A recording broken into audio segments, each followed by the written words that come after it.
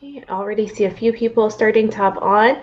We will get started here momentarily, so do us a huge favor and react to the video so I can see who is tuned in. You can also start commenting, and then we will move forward here in just about a minute.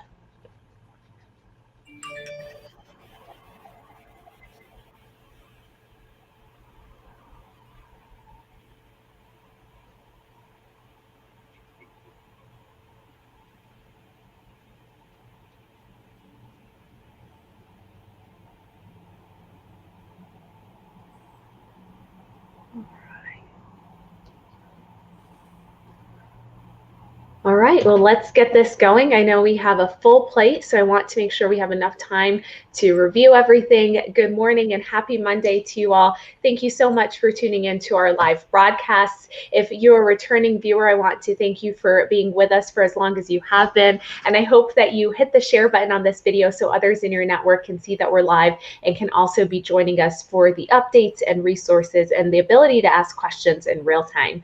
Of course, if you're a new time viewer or first time viewer on our page or maybe on this video, then I would kindly ask you to hit the like button on this Facebook page and make sure that you're following so you can have those notifications when we go live into the future. We are always starting our Mondays with our mayor, who gives us updates not only around COVID, resources in the community, things that council has been up to within the past week, and even looking ahead. So really great information that's captured in this quick 30-minute window for you. But before we really transition into this, I always like to share with you ways that you can connect with us. If you've not already done so, our website directly is westminsterchamber.biz. That is included for you on the screen as a quick display. We are on all social media platforms, and that means on Twitter and Instagram at Westy Chamber, on LinkedIn and YouTube, Westminster Chamber of Commerce. So if you know of people that are not on Facebook, you can always direct them to our YouTube channel where this is streamed. And if you ever miss a broadcast or have to get back to work or taking care of other needs that you might have arise, know that you can always watch these videos in the video section of our Facebook page. You can rewind, rewatch, and even ask questions, and we will engage with you even long after the broadcast is no longer live. Now, we always ask that you react to the video or comment. This is our ability to see who is engaged with us. Your name does show up and your profile photo and your greeting or your mark, like Dave Carpenter. Good morning to you as well, Dave. We also use this feature for any questions that you might have or comments on the information that we share your way. So as the mayor is starting to share with us information, if you have questions that come up or thoughts, type them in. We want to hear them, good or bad, whether you are pro or against what we're saying, whether you want to add on or enhance. We want to hear it all. So good morning to our past board chairmen, Brian's, that are both on here, Brian Dyson, of course, Brian Head, giving us a nice good morning message, and also happy Election Day Eve. So thank you for that, Brian. Of course, for all of you, we have provided you a number of ways to learn about the candidates. We had candidate forums over the last couple of weeks that you can find here on our Facebook page and YouTube channel. We also had a ballot overview discussion with our general counsel on here for you, and we featured our school districts. So those positions that are open for Adams, 12, Jeffco Public Schools, those are available to you at any point in time to watch and rewind. And what we did this year that was a little bit different was also include a candidate page on our website. So I'll pull that up here in a minute. I see Christine. Thank you, Christine, for hopping on with a good morning and, of course, a Halloween survival message our way. And Emilio Valdez, we do appreciate you for being on here with us this morning. So here is the candidate link. If you've not already gone to this page, this is kind of a catch-all page for anyone that is viewing and is not aware. What we've done is listed all of the campaigns, our mayoral candidates, our general council seat candidates, and then we've linked their campaign pages for you, because what we've noticed is that it's generally in one place that you can find who is running, but then you have to Google and figure out where their pages are, etc. So we've saved you that time. It's all there connected with their campaign page. if they're individuals connected with our organization personally. We've also included that all of the school district replays and the videos are on this page. We've also included information from the City of Westminster as it relates to municipal elections and drop-off box locations, our county clerk's office, Secretary of State, and so much more. So I encourage you to visit this link or share it out with others that may be interested in accessing this information. Good morning to you, Tara. Thank you for hopping on. Now, I know I took over a lot, Mayor, and I apologize for that, but I saw the election note and I was like, oh, this could be a great plug-in. No, I appreciate it. This is a very low turnout election so far. So giving everyone the reminder and telling them how and where to vote and giving them access to information on the measures, I think is really helpful. So I appreciate it. Well, thank you again for being on here with us on a weekly basis. And today's no different. You have some updates for us that you're hoping to share. So I want to turn it over to you to get us kicked off and started. Okay, well, thank you, Juliet. And I hope everyone had a happy Halloween. I know we definitely did. I do want to give us some grim news, unfortunately, just as part of my COVID update and COVID in the news. So COVID, having been with us for a little less than 2 years, the death toll from COVID-19 has reached 5 million folks worldwide. So that's the equivalent to the populations of Los Angeles and San Francisco combined. The U.S. alone has recorded 740,000 lives lost, and that's more than any other nation. The staggering worldwide figure is most likely an undercount because of limited testing of people dying at home without medical attention in developing portions of the world. So I have included the link. This was from Fox News for you all to look at the article if you're interested.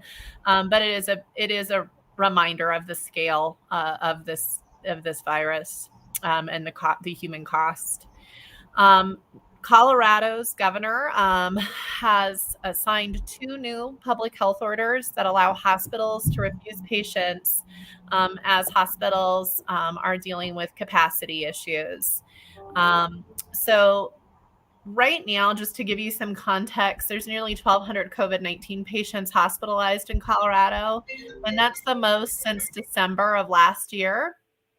It's the highly transmissible Delta variant is running through the state's unvaccinated population. So nearly 80% of those hospitalized with the coronavirus are unvaccinated.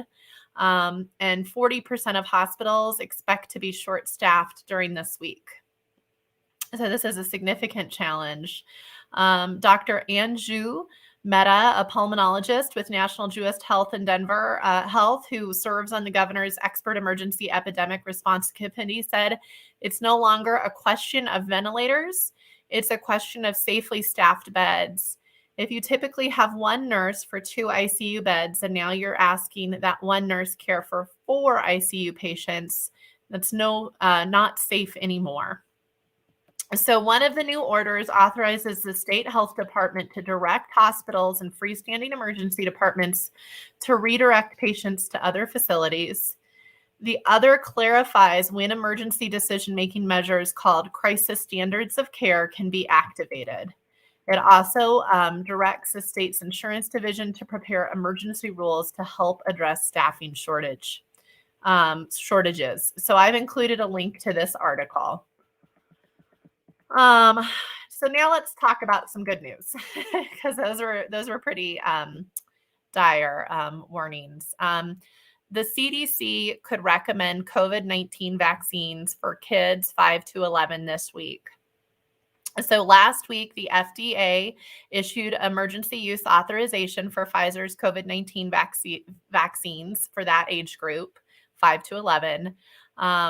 It's couple days prior to that, its advisory committee voted almost unanimously. There was 1 abstention, so it was 17-0 to recommend the emergency use, agreeing that benefits outweighed the risk.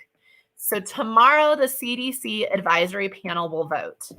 After the CDC advisory panel votes, then it goes to the CDC director, which is Rochelle Walensky, and she will make a decision. So the soonest that they think it will be available is a week from today, November 8th. There's a link to the NPR story about this, but our state is already anticipating that it will pass through the CDC. They have launched a website specifically for this cohort, this age group of kids that can get vaccines. So you can see where they're planning events and where the kids will be able to get the vaccines. And they're partnering it with some fun community activities like at the zoo or things like that. So take a look on that website. And I know we've included the link for you. As always, we've included the links so you can look at statewide numbers, Tri-County Health numbers, and Jeffco numbers. So now I want to walk us through the numbers we saw. And just as a really global reminder here, the Jeffco numbers are a week old. They were released on Monday of last week around 4:00 p.m. So these numbers will be changed later today. So they're about as stale as they can get, but it was a pretty big drop or jump anyways. So I'm going to start with Adams County. Last week, this time when I talked to you, there was 249.09 incidences of COVID-19 positivity per 100,000 people over 7 days. So that's a cumulative number. This week, it is 293.8. So that's a jump. So less than 20% jump, but still a jump. Jeffco went from 175.6 people, again, per that 100,000 cumulative over 7 days, to 239.4. I will be very curious to see what happens today at 4:00 to see if it is still peaking or if it has plateaued or hopefully dropped. The 7-day average test positivity remained pretty much the same in Adams County at 9.94% of those testing positive for COVID. As a reminder, last week it was just 9.9. So pretty much level there. It did go up in Jeffco from 6.5% positive of those tested for COVID to 7.9%.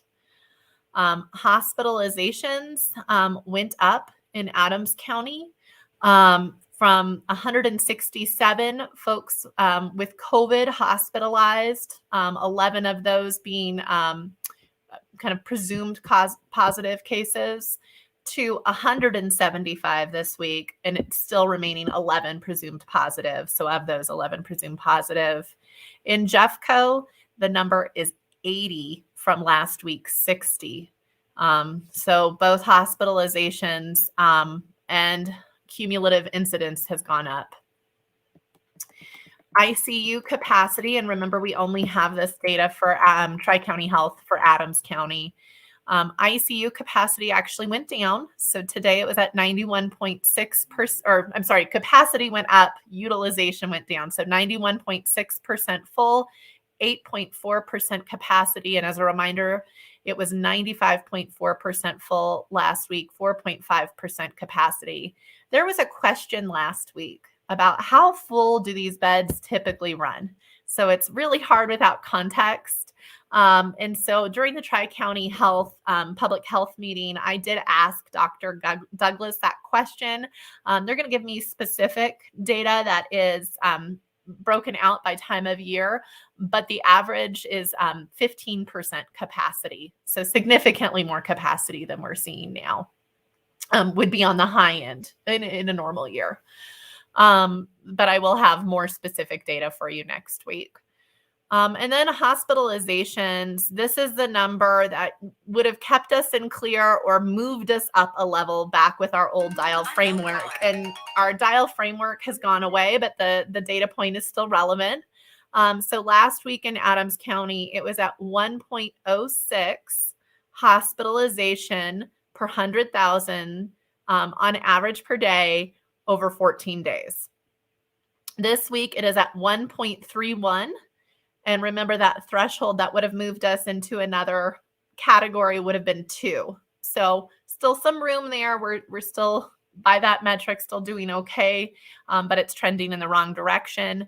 In Jeffco, it went from 1.15 the previous week to 1.34.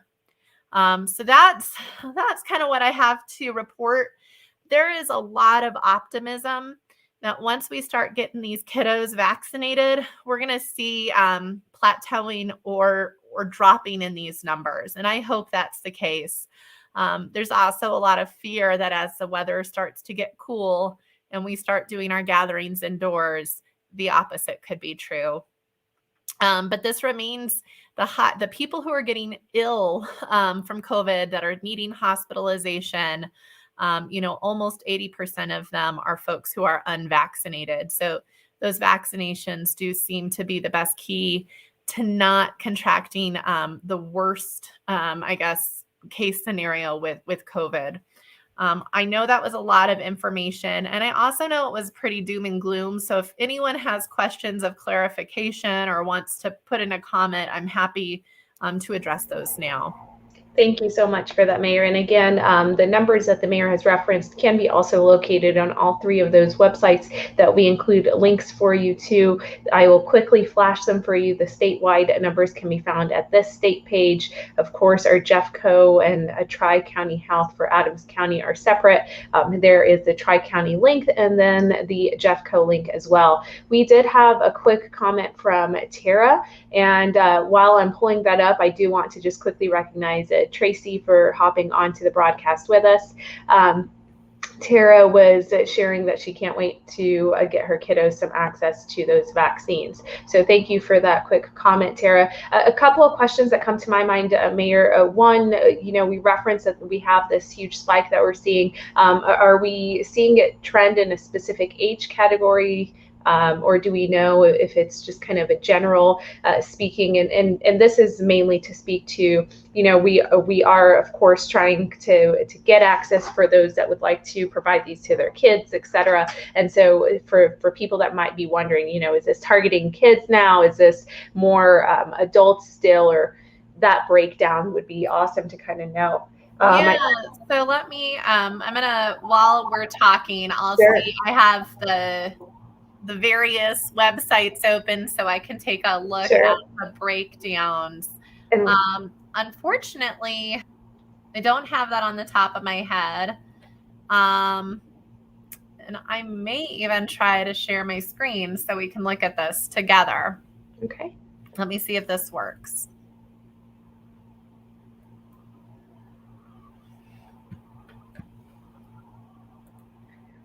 Hold on one sec. Sure.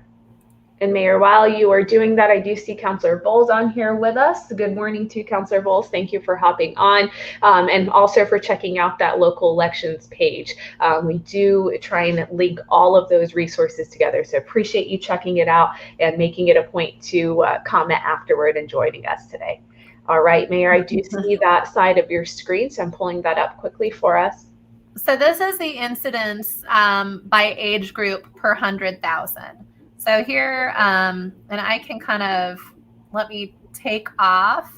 We'll look first at the 75 plus, just the 75 plus. And you can see the spike there. Okay. I'm now going to add to this the 65 to 74-year-olds and apply that. So we can kind of see how it's spiking there. 45 to 64-year-olds. So that's pretty, remember at the beginning of COVID, it was predominantly in that older population. And so this is, unfortunately, I just joined this demographic box a month and a half ago. But it's definitely sobering. Now let's look here at some of these younger populations, because I don't think we always think of these populations as being vulnerable to COVID. And look at that, 30 to 34-year-olds. Do you see that huge versus, look at this time, last year.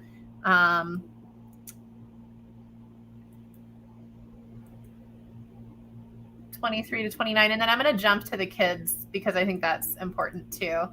So I'm going to skip some demographic boxes. Not that those boxes aren't important, but let's look real quick at the 11 to 14 and the 5 to 10-year-olds.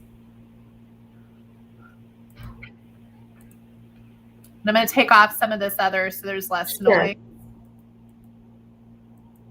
I'll just take off all of these and we'll just do kids.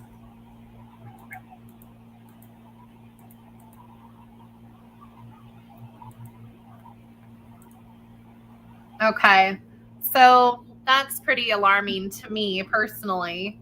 So this is 5 to 10-year-olds here. So if you look at that, that's a pretty big spike for those youngest, the kids that have no choice, they can't get the vaccination, and so they're the most one of the more vulnerable groups. Then 11 to 14 right there, even though a lot of 12 to 15-year-old, there's a lot of people who in that population that have not gotten the vaccines yet. So we'd like to see a little bit higher adoption in that group. And then 15 to 18-year-olds, and then it drops down here for this. Thank goodness for the 0 to 4-year-olds. Okay. Thank you. Absolutely. Let me stop sharing my screen. Sure, of course. And that was all Tri-County. That was not Jefferson County data. So. Okay. I don't see any questions that have come through for us, of course. So I will have us keep going. And if you all think of anything, please feel free to comment it in there. I know our mayor gave a quick update on the question from last week in regard to some of the general use of those ICU in hospitals, and more specific details will come hopefully over the next couple of weeks for us to address that. Okay. So last week, just give you an update on our meeting. There was quite a few things on our agenda. So we did swear in our new associate municipal judge. And that was a wonderful ceremony. She had her children there with her to be signed in. She has an impressive background and resume, and know that our community is going to be well served. Jody Andrews' interim appointment was approved unanimously by council, as was the contract for both our municipal judge and for our city attorney, all unanimously approved. Additionally, council approved resolution number 42, which was the receipt of the Harris Park Community Vision Plan. And then we also approved resolution number 44, which was to accept the ARPA, the American Rescue Plan Act dollars as backfill for revenue lost during the economic impacts of COVID-19. But we then had an appropriation showing where we were going to put those dollars. Then also on a 3-3 vote, the proposed 2040 comprehensive plan failed to pass. So that will come back at a date uncertain. So that was kind of the big highlighted items on the city council agenda. Are there any questions on any of those? So I have included those quick points in the comment section for those of you that are interested. And what I'll also do is make sure that we have a direct link to the agenda. So for anyone that may be interested in information around the supplemental 2021 allocation from the federal dollars, you can be able to digest that at a later point. So we're not taking that up during the broadcast. But some quick updates, of course, some awesome changes that it sounds like for, of course, the acceptance and appointment of our municipal court judge, our general counsel, and even our acting city manager. So thank you for those updates, Mayor. Absolutely. Then council was busy last week. We had quite a few events, but one of which was the Legacy Foundation had their awards ceremony. And this is a group of awards that recognize outstanding leaders within our community. So I, along with multiple members of city staff and city council, attended to help congratulate the winners, but also to show our support for the Legacy Foundation. And it was a very nice event. Also, because Westminster City Council wants to be keep fun in the community. We all participated in a trunk or treat event at St. Anthony's Hospital. And I have to tell you, there are some pretty darn cute kids in Westminster, excited about candy, but also excited about dressing up. So I was with all members of council attended, and it was really fun.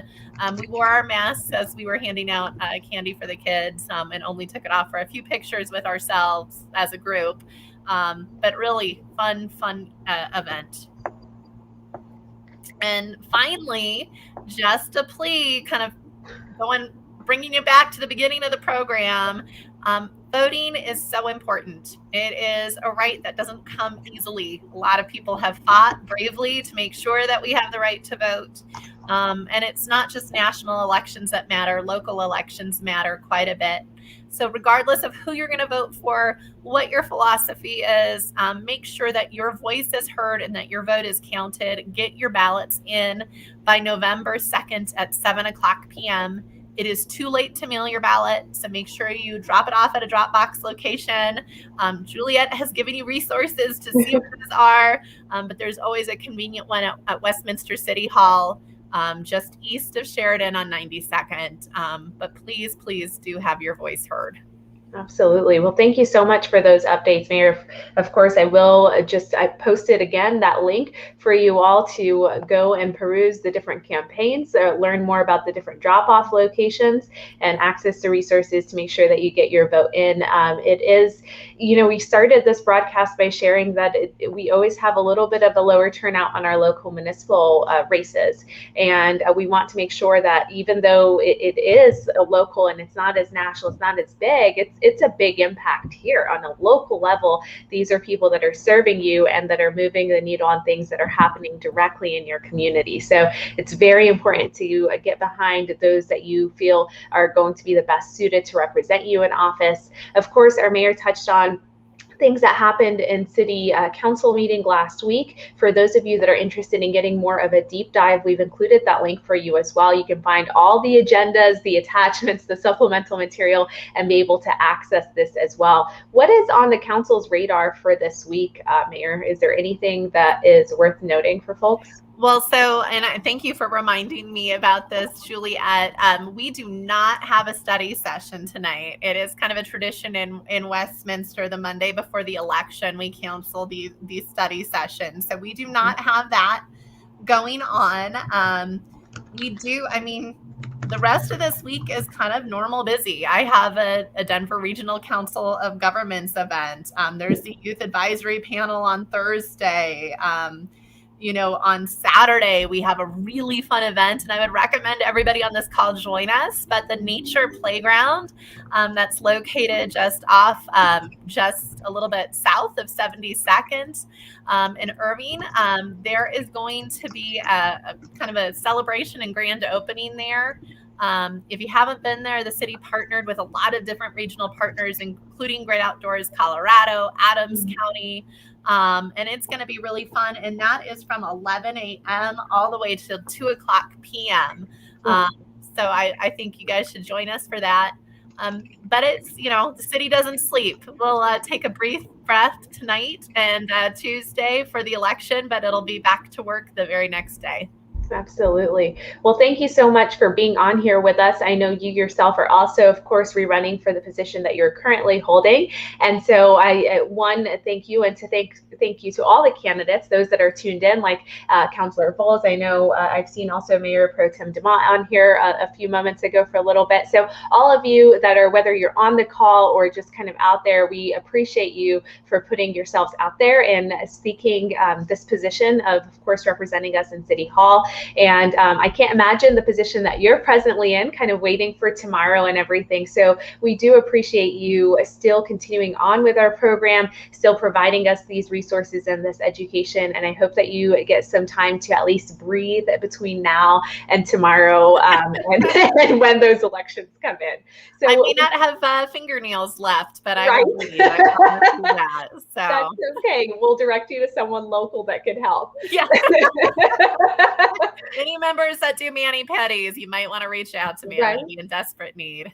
Oh, that's so funny. Well, again, thank you so much, Mayor, for being on here with us. For all of you that have tuned in, we appreciate your time with us, for engaging with us, or just viewing this. Make sure that you hit the share button so others in your network can see the information, numbers around COVID, information around the vaccine and kiddos. Of course, we moved into items that the council has touched on last week, into elections that are tomorrow, some resources that you can find around that. Any questions, drop them into the chat. You can DM the page and we'll be happy to get back to you. But I will give you guys the rest of your Monday. It looks like it's either snowing or sleeting outside. So be warm, be careful, and we will see you all again soon.